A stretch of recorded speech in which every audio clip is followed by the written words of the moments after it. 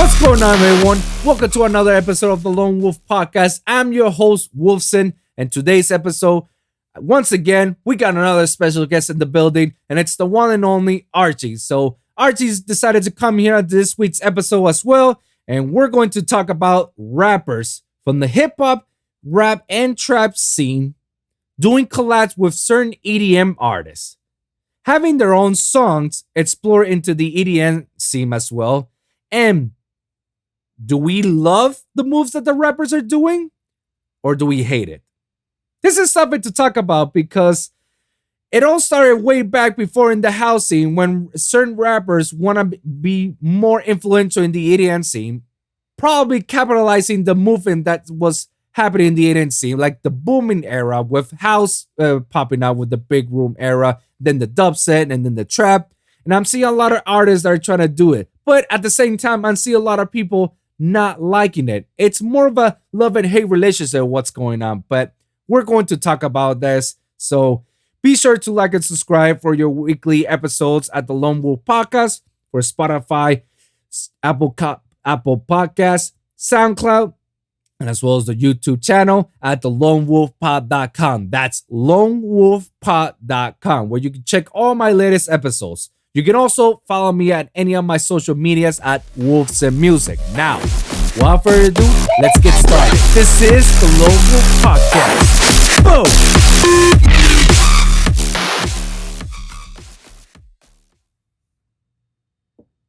Timer's up. Let's do this. Welcome to another episode of the Lone Wolv Podcast. And today's episode, once again, we got a special guest in the building, the one and only Archie. What's going on, Archie? What's good, man? Glad to have you. Hey, man. Well, tongue twister. I didn't drink enough water. Glad you had me back on your show, man. Hey, man, I wasn't even noticing, but hey, good to know that you actually, you're on point on this type of stuff. Hey, grab some water as well, you know? Hey, man. Thanks for having me back on the show, yeah, man. I really appreciate it, man. Absolutely, man. Every time I do these type of stuff with you, man, it's not only educated for me, but for other listeners. I have people telling me, like, man, your conversations are actually very unique, you know, because it's a different set of mindset that we bring into the table, you know. Sometimes we agree to it and sometimes we disagree, but it's always good to know this. Now, this topic that we have in today's episode could be something that we both agree or we both disagree or one agrees or disagree. And I want to bring this to the table. And then the reason why I want to bring this to the table is because I just recently heard a new song that come out and it just makes me like, I can't believe that we're still doing this. Awesome. That's actually pretty good.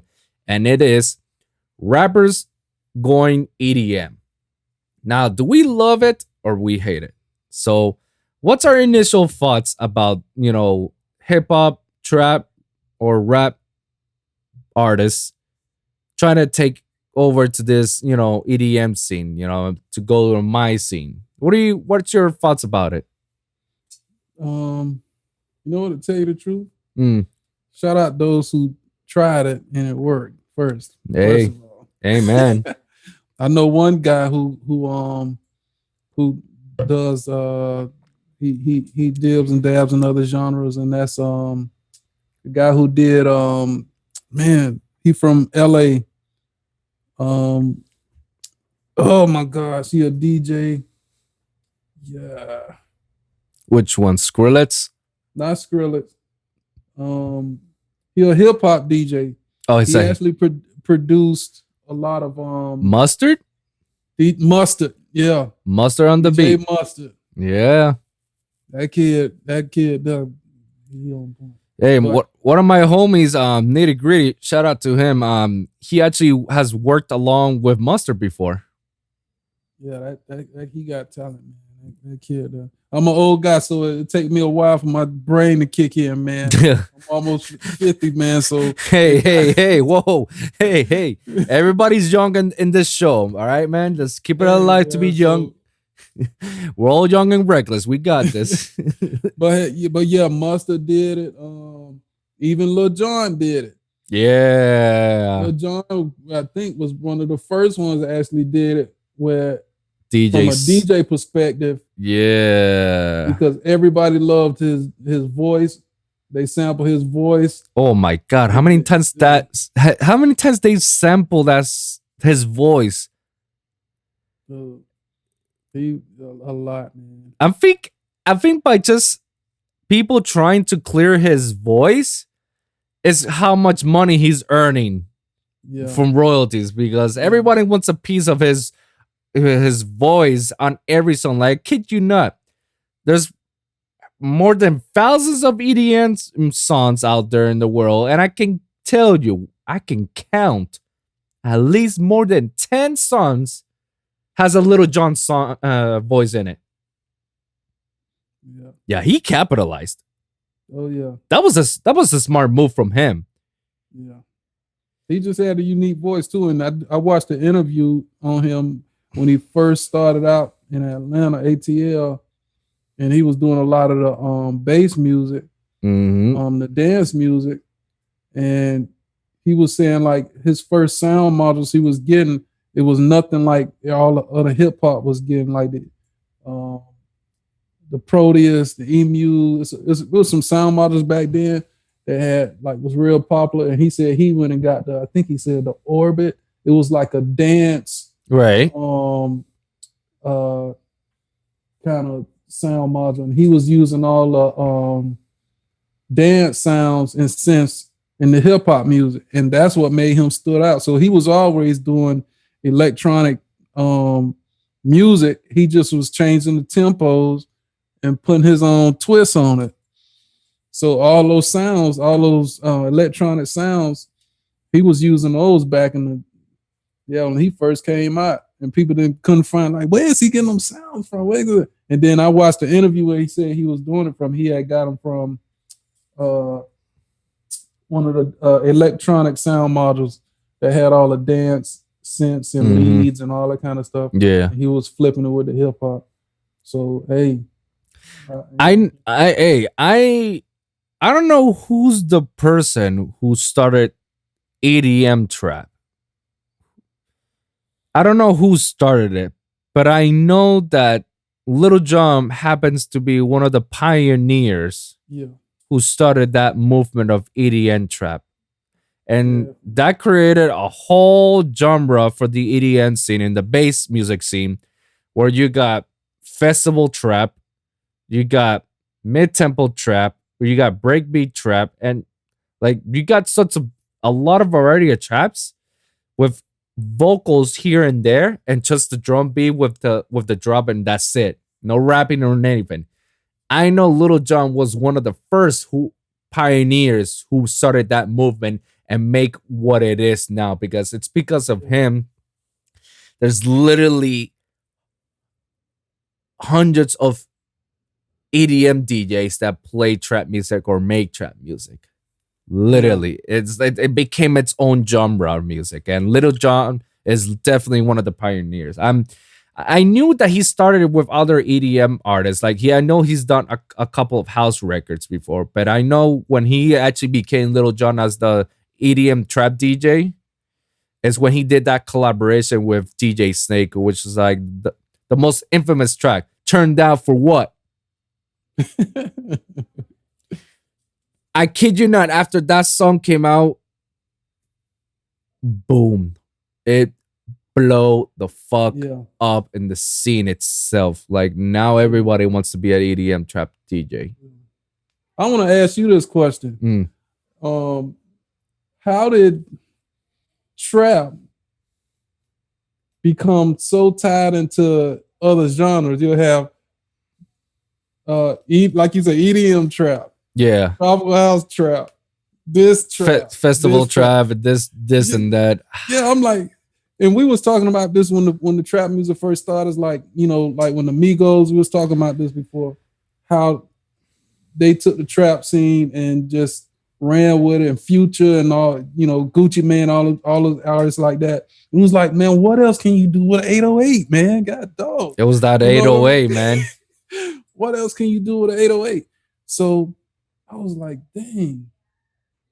Yeah, start mixing genres with the 808. Hey man, I guess that's where some of these people capitalize when Little John started to do it, DJ Snake started to do it, and then other artists started to get involved. I believe that's where they started capitalizing. Like, oh shit, the 808s. Yeah. We can make a drop just with the 808s, man, and no singing or anything, just little vocal shots here and there. I don't know. It became very, very, very well known. But I'll tell you what, the whole fusion between our rap hip hop artists to sing on these EDM songs didn't actually started there. It actually started more on the house scene. Like it got more flourished first in the house scene, and then it traveled into trap into where Little John explored the genre and became bomb into what it is. Right. I know David Guetta. He's a house DJ, well known in the world.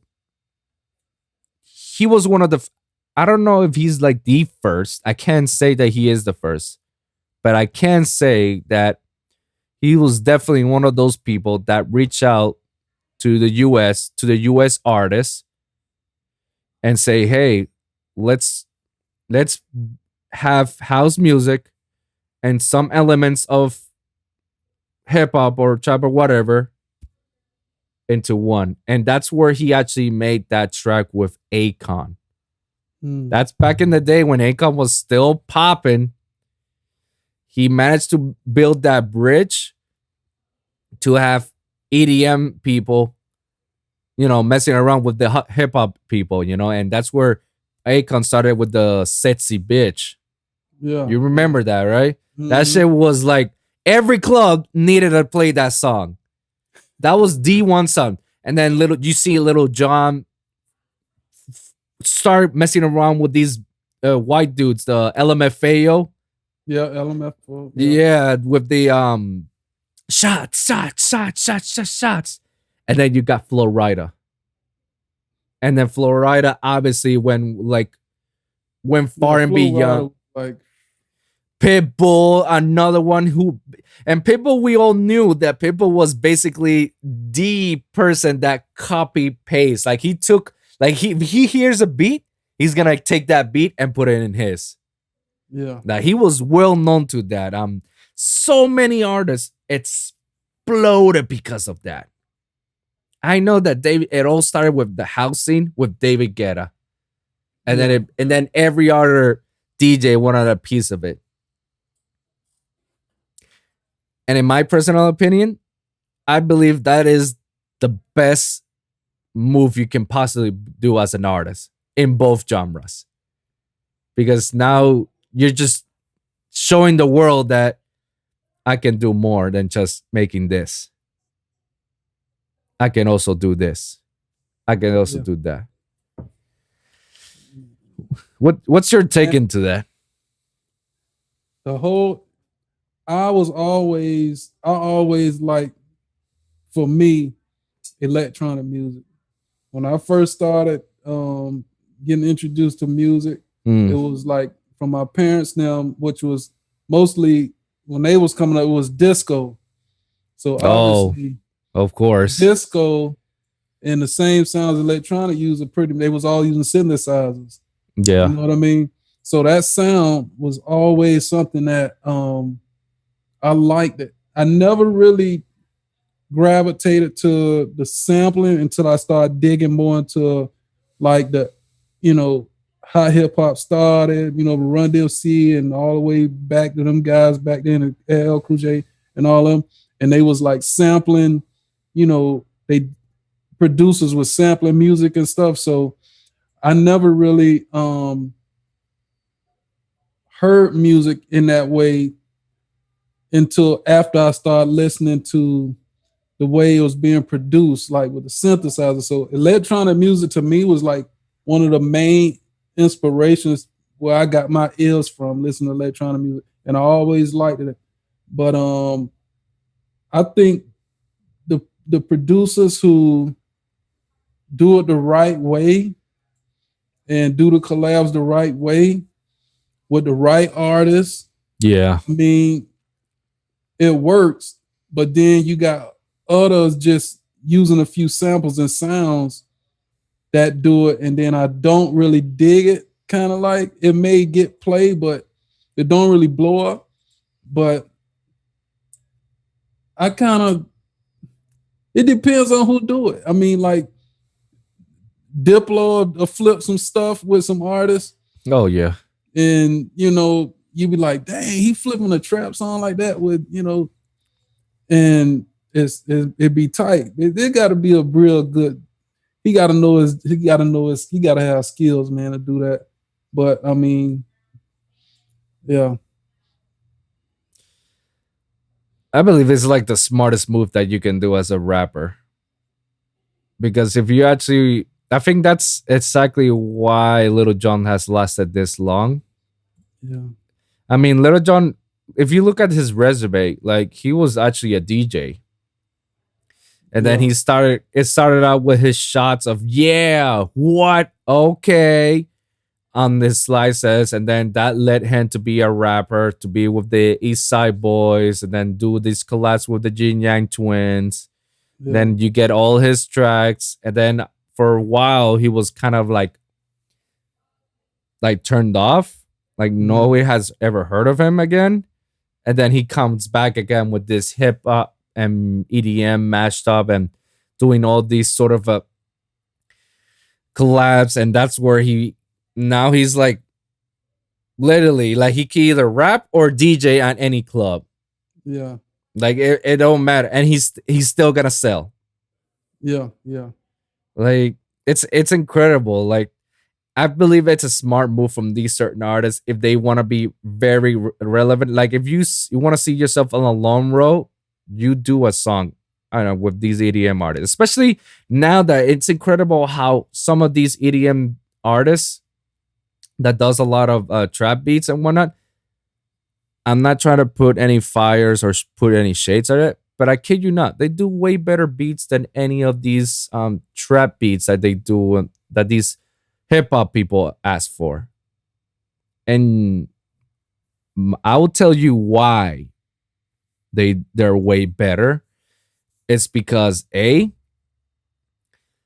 these first of all they're DJs, so they know what the people like. Second of all, the fact that they can pull a trap song without any vocals and still gets to be played on festivals just stands out how musically inspired these guys really are. And that's why just by that second fact, I can name you like three more other facts, reasons why they're better than these beat makers.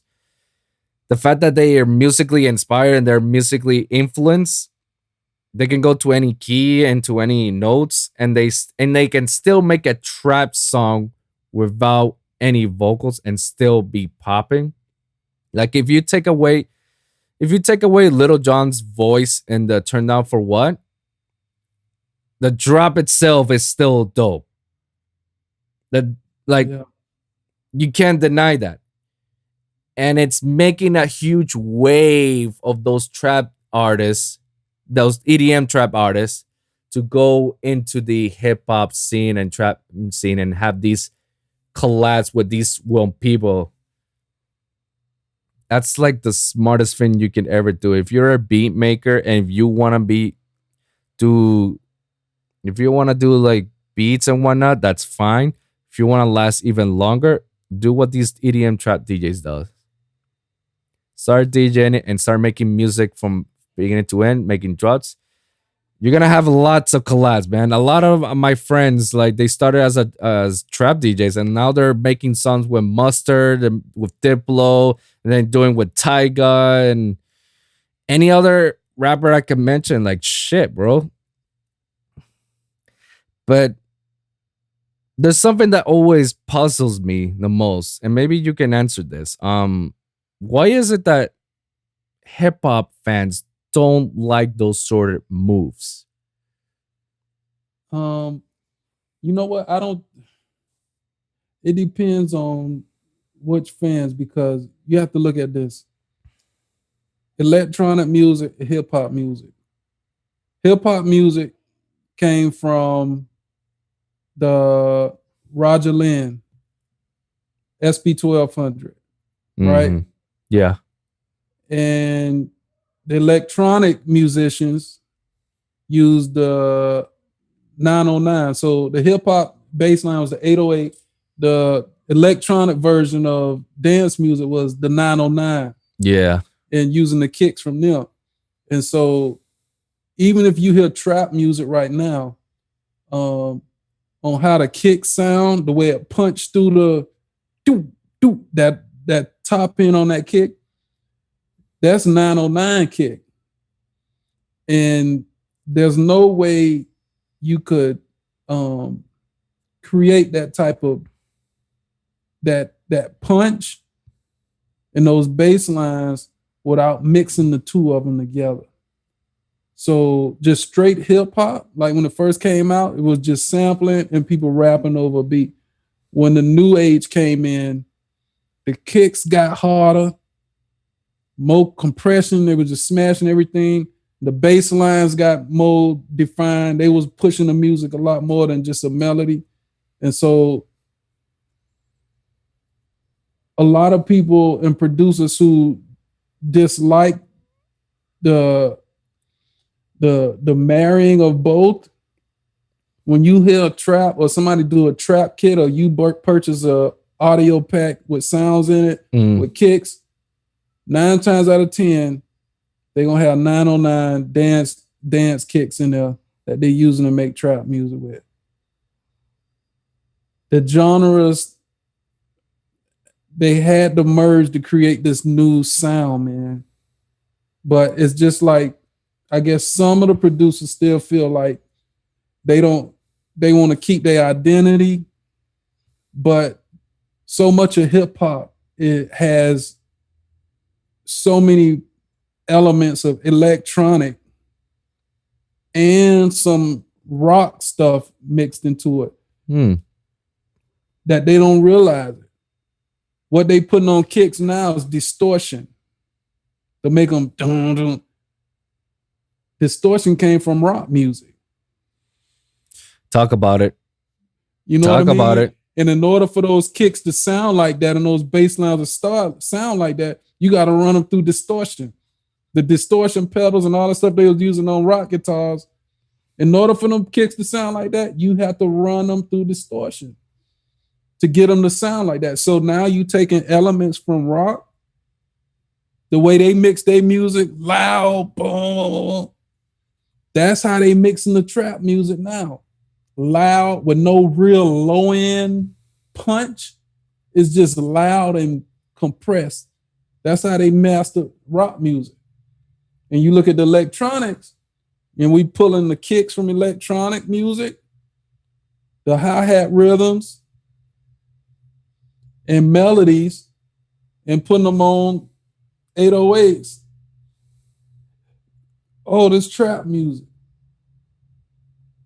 No, it's a marrying of 2 different genres, and maybe even 3, which would be like when you say not tropical, but the bongos, Spanish.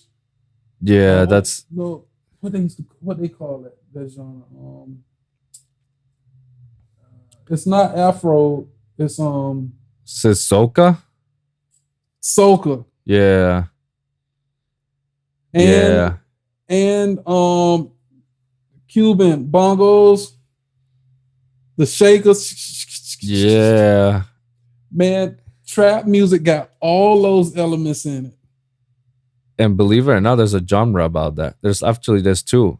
You got twerk trap, which is literally trap that's like around the 100 BPM, and use all those bongos with the 808s and everything, but it's much more dancey. It's much more right. And then you got Moombatom, which is more like a dancehall vibe, but it's still using a lot of trap elements, but it obviously coming from the soca vibes and the dancehall vibes. And then you got that trap hole like dum da dum dum dum dum, and then having that trap element like yeah. Yeah, they made a lot of elements out of it, bro. Like there's another genre called jungle terror. Oh, okay. I mean, it's basically house music, but with the soca style of elements Yeah. and a little bit of trap into it. And it's go, go, go, go, go, go, but it's very fast. Oh, there's so many, like trap got influenced by many and it got merged by many. Like it Yeah. came and then exploded again, and it came more and then exploded some more. That's basically what it did. I mean, and it's funny that you say that about the whole rock elements, because guys, if you pay attention, if you go to your favorite artist, let's say you go to a Drake concert, why is it that Drake has a band behind them? Why? You're thinking in your head is like, why does Drake has a kicker, a drummer?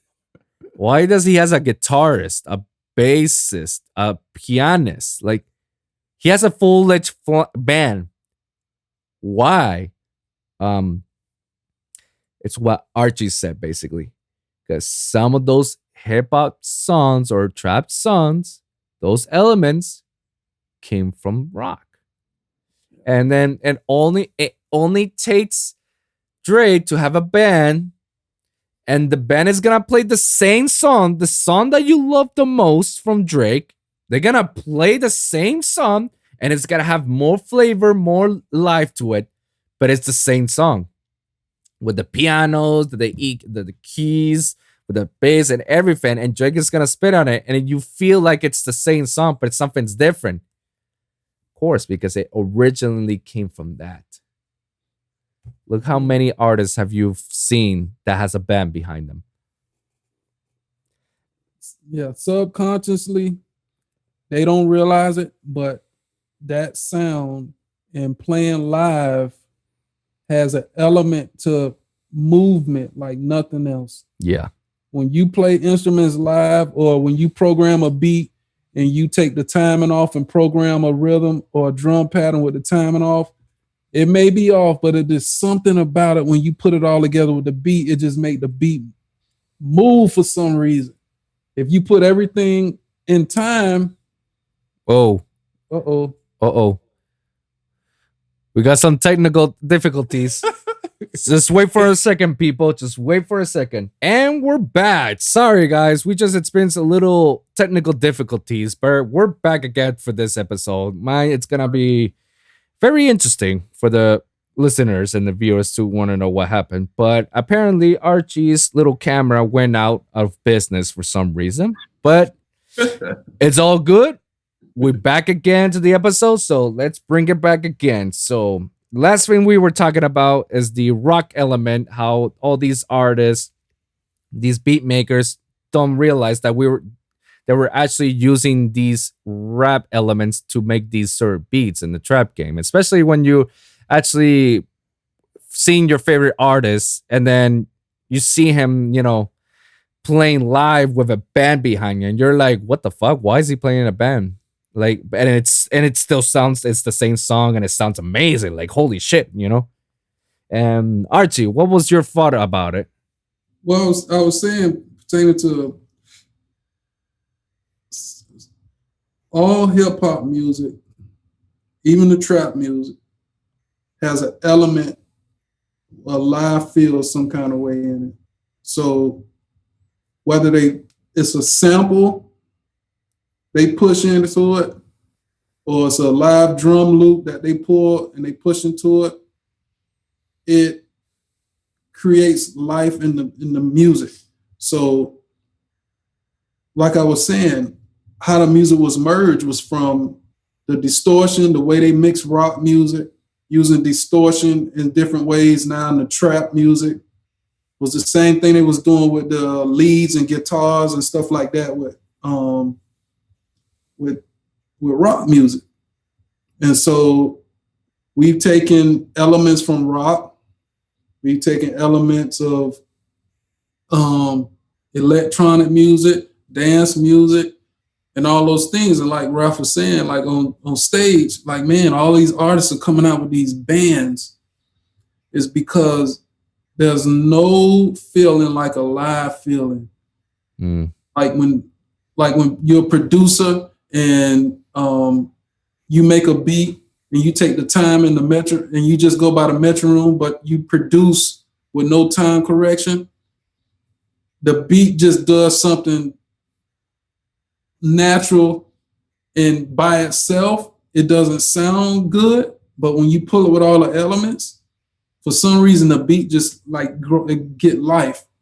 And so when you be on a live stage like that and you put a live band and you play it live, yeah, it may not sound like it does in a car, but that feeling is undeniable, especially when they are in a big arena with freaking almost 60, 70,000 watts of liner is pumping through. Oh, man. You know, that live band and all that stuff, man, is wild. And that's rock element. That's the rock elements of putting it in, mixing it with hip hop. You know what I mean? That's where it comes from. What's your intake of artists, of rappers in particular, doing more EDM tracks than their own genre of music, of hip hop or trap or so? What's your take on that? Well, to be honest, a hip hop producer who make it big, there's only so many records he can do with an artist, unless that artist is just signed to that producer and he can continuously put stuff out without any A&R or any label getting in the way saying, no, we trying to go this route. In order for you to do that and stay relevant, you have to have your own stable of musicians or producers. Like when Timbaland was producing, he had a stable of artists that he produced, and they did a run so long that I don't think anybody can duplicate it. Right. But unless you have them signed to you and you can continuously push your style of music out, there's no way you can convince a label to keep pushing your style of music over and over every year. They just not gonna do it. They're gonna want you to do remixes with people and this and this and this, and kind of elevate the artist to another level. And people say, we want to take you to another level, we want to do this. All they saying is, we don't want to do what you've been doing, just in a nutshell. Oh. That's it. We don't want to do what you've been doing. We want to reach over and get some of these spots over here. And so that's all it is. They're not going to keep, a producer doesn't have the power to hold an artist down like that. Right. Well, not anymore. Yeah. Yeah, definitely. The reason I say that, it's because, like I said you earlier in this episode, I just recently heard a rapper singing an EDM song, which was Tyga with Kanye West doing a song with Skrillex. And obviously, if anybody has heard Skrillex in the hip hop scene or the trap scene, Skrillex is well known, notorious to make dope ass music with these certain rappers like Rick Ross and the Purple Lamborghini, and what other, like Bougie Garden, 2 Chainz. Like, Skrillex is well known in the industry that he can make anything happen into something, you know. And I was listening to the Joe Budden podcast, and Joe Budden was just basically hating on Tyga for, like, why you keep doing a EDM track. I want to hear a Tyga album that you've been mentioning, of just Tyga songs, of Tyga hip hop songs. Why you keep doing this? And I'm like, man, what's the hate, bro? Like, he's enjoying it. B, he's making money. C, everybody's becoming a Tyga fan because you're basically crossing over your status as a rapper into the EDM scene, and now more people from the EDM scene is right now reaching out to Tyga. It's like, oh shit, never heard Tyga. I want to listen to his music now because of Skrillex. Bro, believe it or not, some of these artists, some of these hip rappers, I started listening to them because they made a well-known EDM song, and since then I've been following them up. prime example, G-Eazy. Everybody knew G-Eazy for the last album that he made, the No Limit track, and probably a few tracks here and there with G-Eazy. I knew G-Eazy's first track when he did that collab with Borgore, and it was called Forbes. And that song was hard. Like, that go hard. But I knew G-Eazy. But that's a prime example of me following a rapper because he did a song with an EDM artist, and I started following them. And I salute to all of those people doing that. I don't know why is it that they're hating them because, like, I don't want to hear you make EDM beats. I want to hear you hip hop. Why? Why? Well, to be honest with you, to me, being a musician, an artist, I listen for two things. Mm-hmm. There's only a few rap voices that can play with that genre of music, electronic music. You got to understand electronic music, EDM music, is in a certain key range. Yeah. It's different from hip hop. I agree. But what's not different is when a rapper had this high kind of tone voice, it fits with electronic music. Yeah. Just like dance music always had these like vocal samples in there. Yeah. Playing through it. And it was those like that kind of deep voice, but kind of melodic, kind of singing loud kind of voice that they always use. They never use any other voice for that because those type of voices fit with those sounds so well. It's like when you just fly them in, it just put bounce on it. Same thing with EDM. EDM is a certain range, so it's certain rappers with a certain tone of voice that can make that work. You know what I mean? You can't put every rapper on an EDM track. And I'm sure they tried it, but it just don't go together. And so a Tiger who has popularity and his tone, and then obviously a genius like Skrillex, he knows sound, dude. Like this guy started this type of music. He knows sound. So when there's a guy's voice that's melodically tied to his sounds, in his mind, he like, man, I need to get this dude on. I'm gonna do a collab. He think like a producer, looking for different sounds. Mm-hmm. When you get tired of sound models, you go looking for another sound model. They may be the same sounds. You probably can create them again, you know, but it's just something about using different sounds in the same key with your music. But yeah, those guys just had a voice for it, man. Everybody can't do it. And rather you think they good lyricists or not, it's not about how good the lyricist is, because you can take a crappy rapper sample and take his voice and pitch it up and fly it into your doggone EDM track, and you can make it bounce.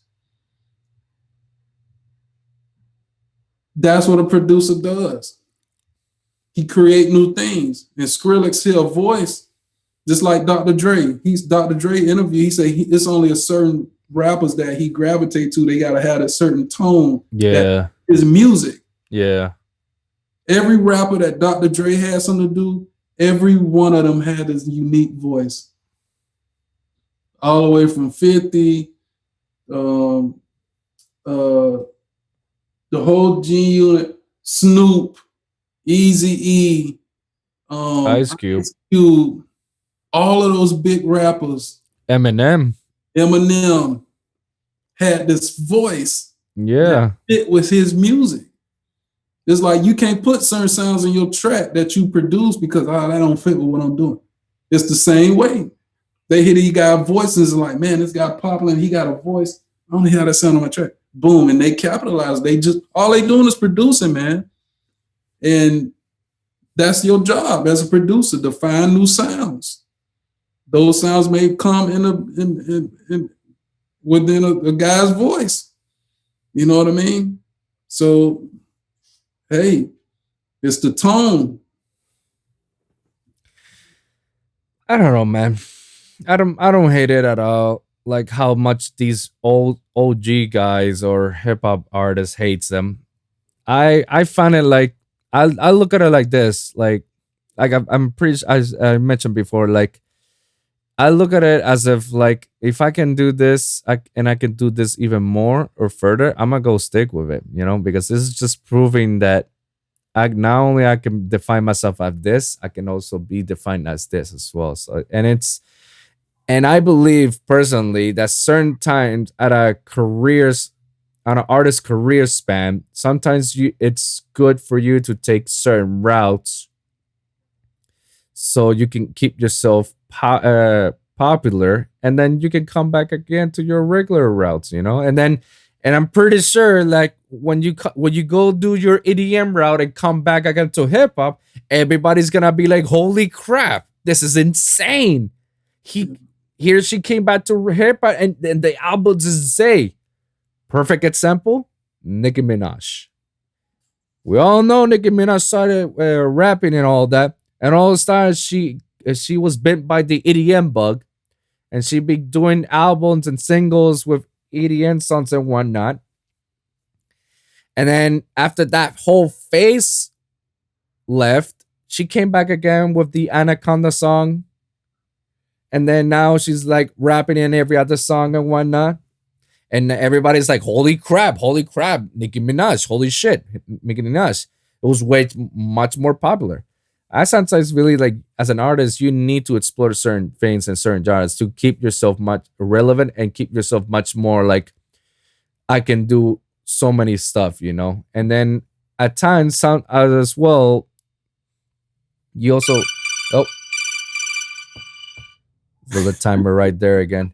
To finish this, what I'm about to say, at certain times, an artist needs to jump other stuff so they can be on top of what's going on in the mainstream or what's the trend.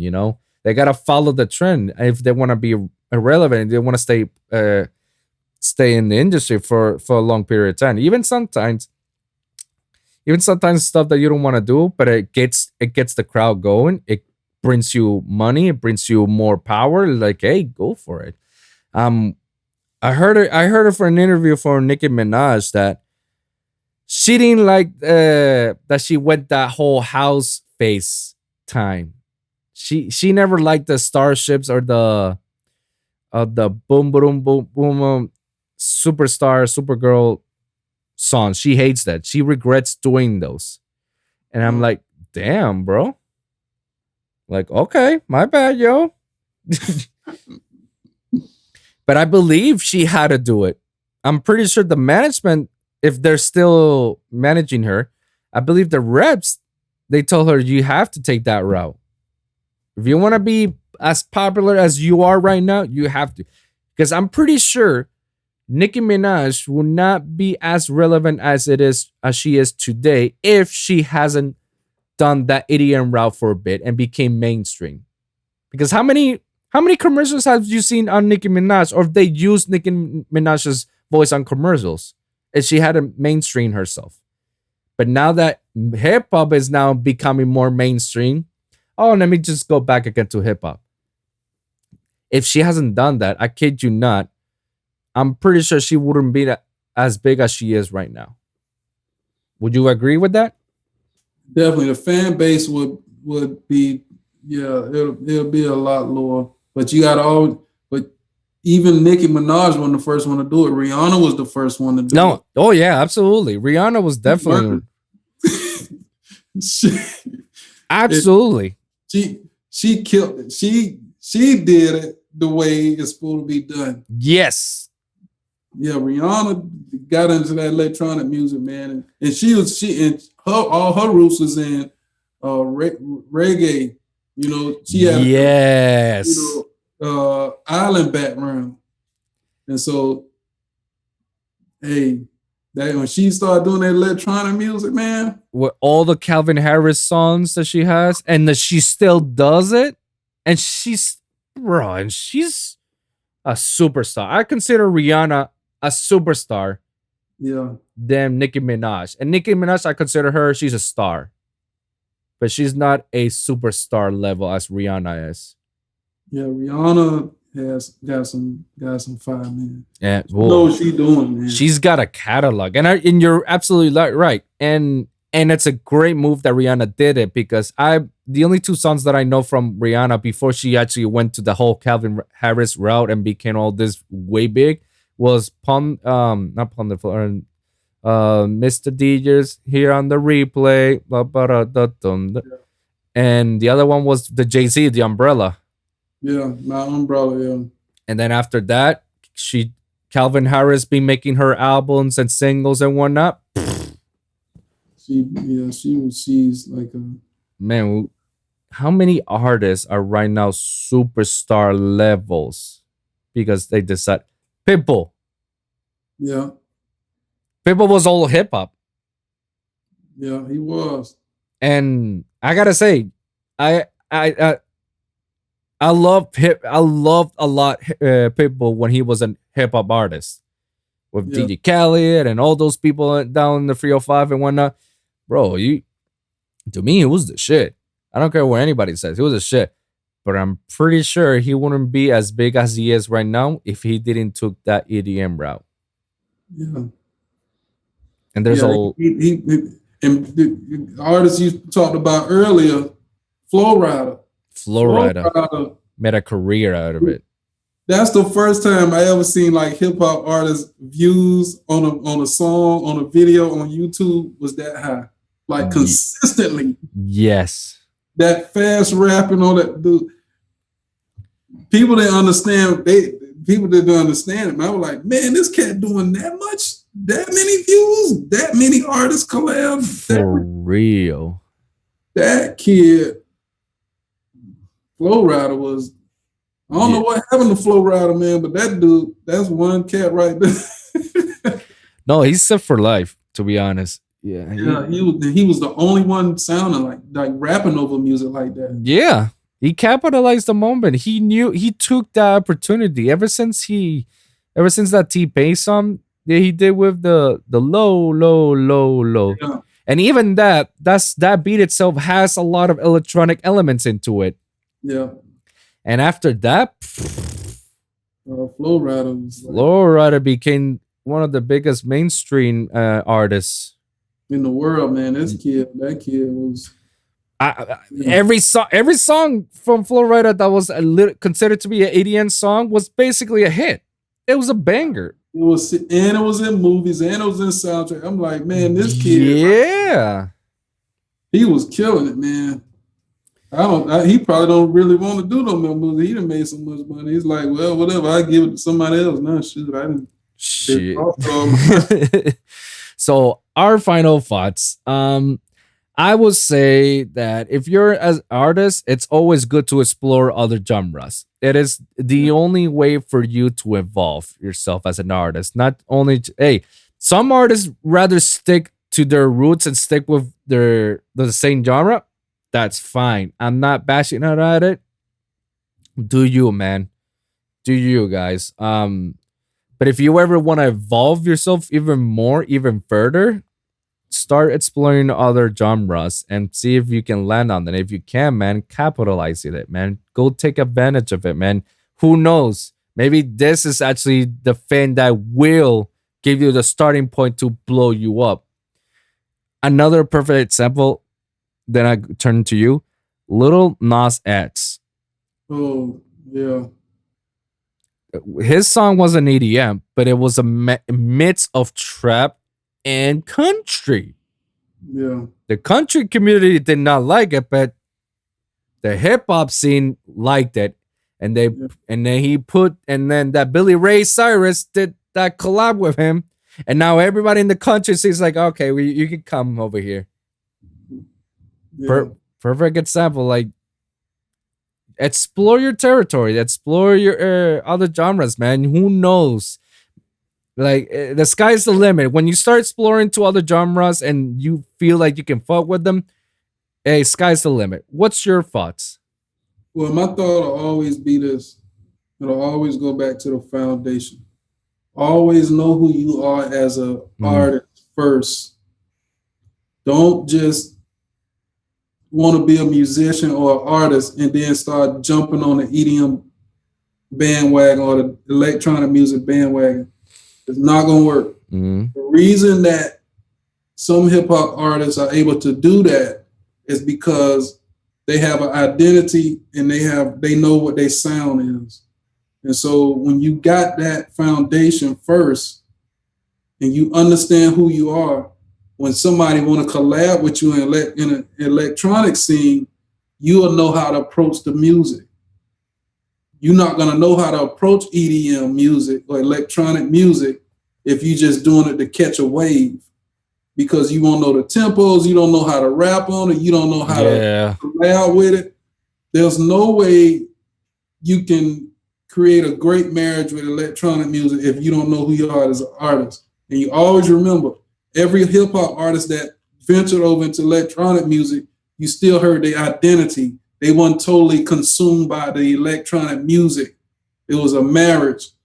Their identity was fused with an electronic identity, and you could hear both of them distinctly. It's not the artist went over and he just smeared by electronic sounds. No, their identity married with the right producer created a marriage, and that hip hop artist, you still hear his style on the electronic music. But if you don't know who you are as an artist and you don't know how to use your instrument in that way, don't try it, because you look stupid. You're gonna waste a lot of money. Okay. And so that's my thought. Don't just jump into electronic music. First, get your identity together and see if you actually fit in electronic music. Mm-hmm. Every artist can't do that. I don't care if you put all the money in you. And Quincy Jones said this thing. He said, 3 of the best singers cannot save a bad song. Oof. But a good song can make a mediocre singer a star. Preach. You know what I mean? Yeah. So that is so true. If you don't know who you are as an artist, some artists want to do that, but you know what? They can't do it because it's just no marriage. And in order for that to work, you got to have a super producer there to tell you, okay, sing it like this, do the line like this. Okay, wait, slow down the rap, do it like this, boo-boo, and can make it work. But yeah, it some artists just don't have the gift to do it. Yeah. Unless they have a big super producer telling them how to do it and singing and stuff. But then the originality will be gone. When you hear the song, you won't hear their identity. It'll be like a produced song by a major, producer. You won't hear that artist's identity in the electronic music. That's the difference. You got to know who you are as an artist, and you have to bring that, and you have to be able to marry with it. You just, because everybody. I agree.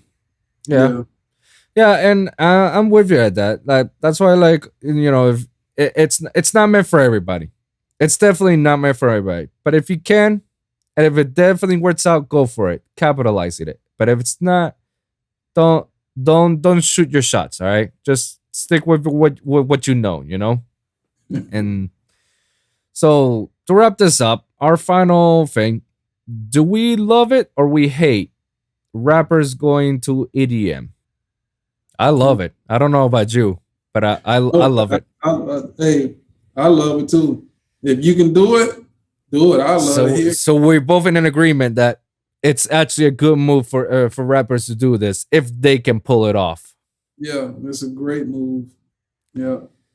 Hey, I love it too. So we'll wrap this up with today's episode. So thank you guys for listening in, and remember, every week, it's a brand new episode with a brand new topic. So be sure to like and subscribe to get your weekly episodes at the Lone Wolv Podcast for SoundCloud, Spotify, Apple Podcasts, and iHeartRadio. You can also check out my YouTube channel at lonewolfpod.com. That's Lone Wolv loneWolfPod.com. Comment down below to share your experience. And let me hear your thoughts, guys. Let me hear what you guys think about this. Is it really a good move for rappers to go to do EDM? Tell me why it is a good move. Tell me why it isn't. Let me hear your thoughts. And well, guys, thank you guys for tuning in and see you guys at the next one. All right. Deuces.